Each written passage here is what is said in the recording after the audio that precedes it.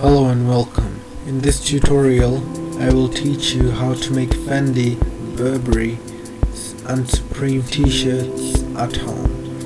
To do this I used a t-shirt transfer paper which I bought from eBay. Logos of Supreme, Fendi, Burberry were printed using an inkjet printer. Then I cut the logos carefully. In this video I have used two different types of t-shirt transfer papers.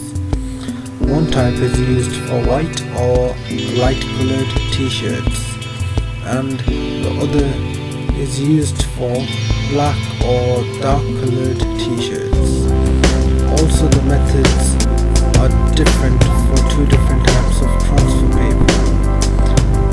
This is the reason you see in this video that the Supreme logo are printed were upside down. Basically for dark or black colored t-shirts, logos were printed in the original orientation. However, for white or light colored fabric t-shirts, the logos were printed in upside flipped orientation. For the white Supreme t-shirt, I positioned the Supreme logo facing down onto the t-shirt. Then I put the ironing paper, which you usually get in the pack you get your transfer paper in, on the top of the logo, and then iron it for approximately 2 minutes all around the logo, going evenly. After this, leave the brown paper and let it cool down. After it has cooled down, peel off the brown paper and carefully peel off the sticker from the logo. After peeling the sticker, put back brown paper onto the logo and iron it for further 10 to 15 seconds while moving the iron evenly. Then doing this would actually make your logo a bit of an authentic look, give it a little bit of shine.